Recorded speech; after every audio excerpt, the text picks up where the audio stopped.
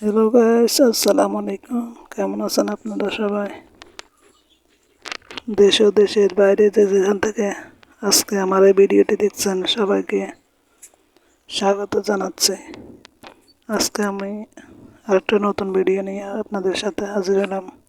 কালকে আমি ভিডিও দিতে পারিনি, যে ড্রয়িংয়ের কাজ টাজ করতেছি এই জন্য আর কি।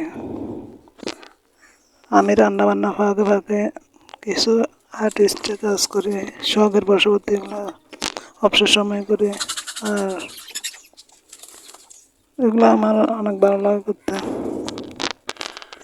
এখন আমি মুরগিগুলো ছাড়তেছি, সকালে উঠি শুনতেছি মুরগিগুলো কী অবস্থা করতেছে, ভালো মতো না। আড়ালের দরজা খুলি মুরগিগুলোকে আগে ছাড়ে দিছি। দেখেন মুরগিগুলো দূরে, কত দূরে চলে যায়। আমরা ডিফাইনটা নিয়ে যেখানে ফেলাই সেখানে চলে যাই, আবার আসে ঘুরে ফিরে খাবার তো খাইতে। এখন আদার মাখি নেই মুরগির জন্য। এখন আমি আমাদের জন্য নাস্তা বানাচ্ছি, পুরি বানাচ্ছি আজকে। আজকে আজকে কি বার? আজকে মনে হয় রবিবার। আজকে সকালে পুরি বানাচ্ছি। সব বানানো শেষ হয়েছে, আর একটা সময় ভাবতেছি একটু ভিডিও করে দেখাই আপনাদেরকে। আরগুলো সব শেষ হয়েছে। এখন 9:30 বাজিয়েছে। এখন আমার মেয়ে ঘুম থেকে উঠছে, আমরা অনেক আগে খাই ফেলছি। আমার মেয়ে এখনো খায় নাই, খাবে, তারপরে তৈরি হবে, স্কুলে যাবে। 10টার পরে গাড়ি আসে, স্কুলে গাড়ি।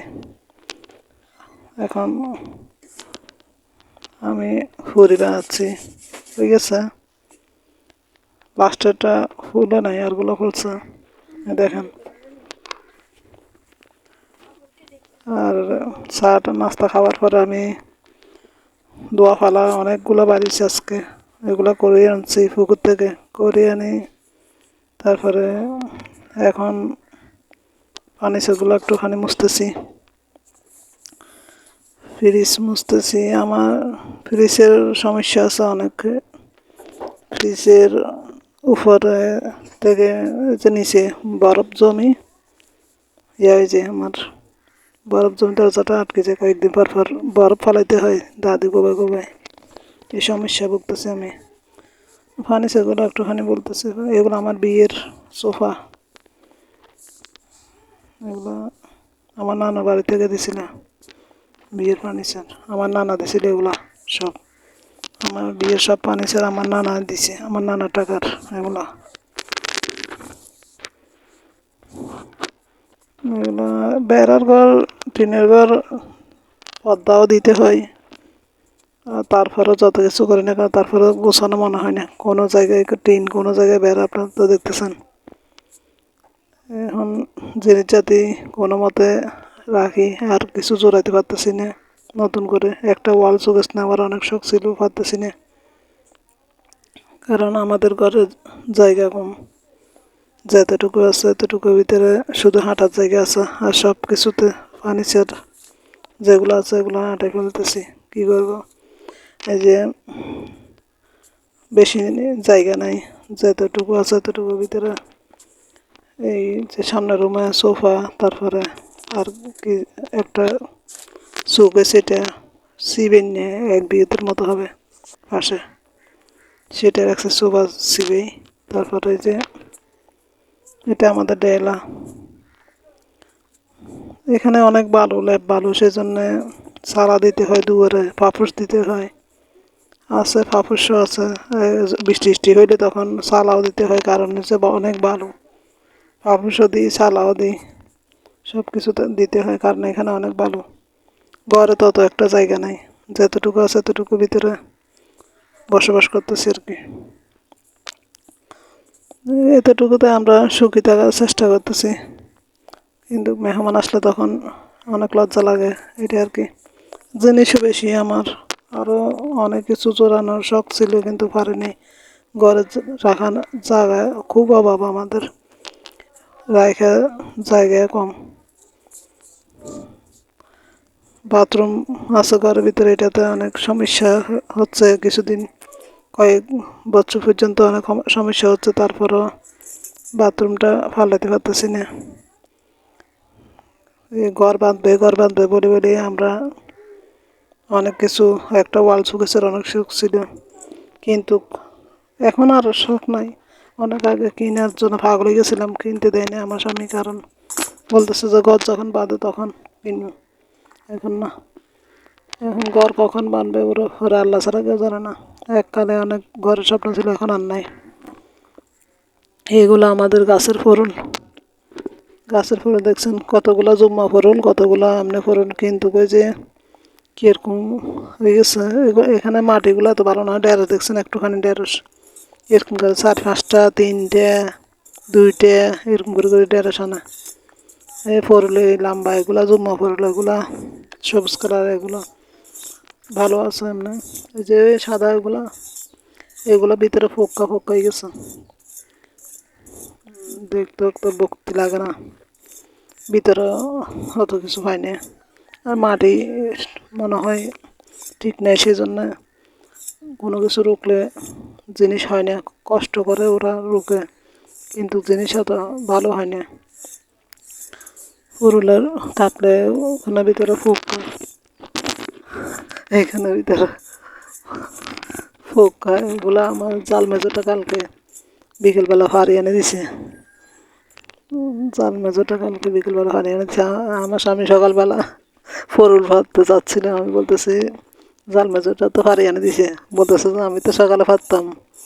তারপরে কোথায় দিয়ে বলতেছে যখন আমি দেখাচ্ছি, দেখি বলতেছে কড়া টড়া সব ফাড়ি ফেলছে, কড়া একটা শুধু। তো যে আবার দেখতে গেছে লতা টতা চলে ফেলছে কিনে, রাতে যাই দেখি আসছে। আরো একদিন আমার জাল মেজোটা বাড়ি আনছিল, আনি আমাকে দিছি। আমার স্বামী বলতেছে আমি তো কালকে পারতাম। এখন আমার জাল মেজোটা বলতেছে তোমার স্বামী তো পারে না, এগুলা বুড়ো হয়ে যাচ্ছে, নষ্ট হয়ে যাচ্ছে, পারে না, সেজন্য পারি না। কিন্তু আমার স্বামী বলে যে আমি তো সকালে পারতাম, এরকম অবস্থা আর কি।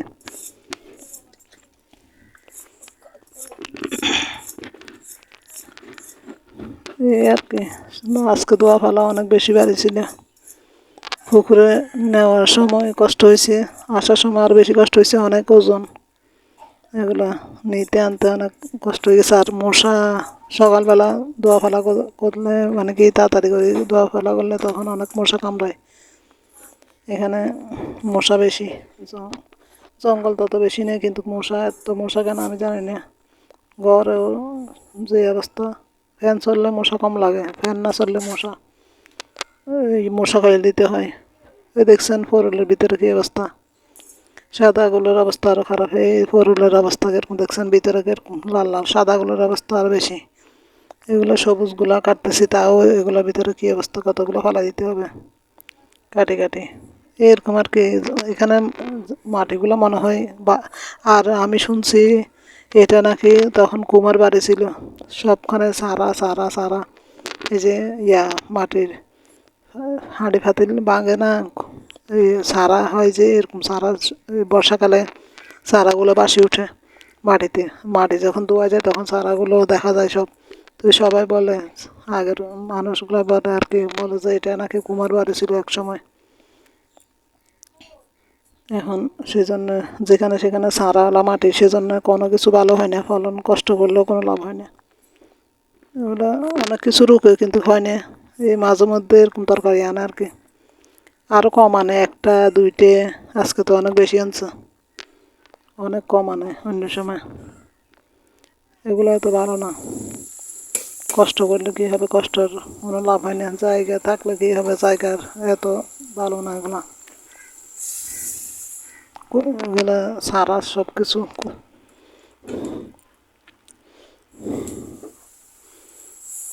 মাটি চুলায় রান্না করতেছি, আর দুপুরে আমরা মাটি চুলায় রান্না করি, আমার জালেরাও সবাই এরকম করে, দুপুরে মাটি চুলায় সবাই রান্না করে। আর সকালবেলা নাস্তা তো গ্যাসে চুলায়, দেখছেন তো আপনারা পুরি বানাইছি যে, না বানাইলেও শুধু চা হইলেও গ্যাসে, তারপরে যে রুটি বানাইলেও গ্যাসে, নাস্তা বানাইলেও গ্যাসে, আর যে কিছু না বানাইলেও গ্যাসে, আর সারাদিন গ্যাসে করি।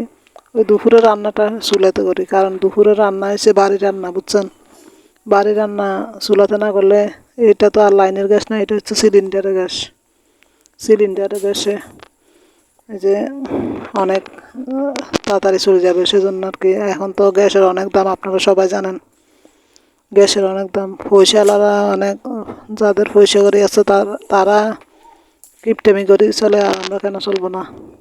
আমাদের তো লাকড়ি আছে এখন, সেজন্য আর কি দুপুরে আমাদেরকে জ্বালাতে হবে। যখন রান্না বান্না থাকে মাঝে মধ্যে হঠাৎ, যখন রান্না থাকে শুধু ভাত রাঁধতে হয়, তখন গ্যাসে রাঁধে ফেলি ভাতটা, আর সেজন্য চুলো জ্বালাই না। আর এমনি প্রত্যেকদিন চুলো জ্বালাতে হয়। এখন রান্নার সময় আমার কী অবস্থা করার, আমার রান্নাঘরের অবস্থা দেখেন রান্নার সময়, এটা সদর বদর সব কিছু। রান্না বান্না হয়ে গেলে তখন আবার সব গোছা গোছা হয়ে যায়। আজকের মতো এখানে।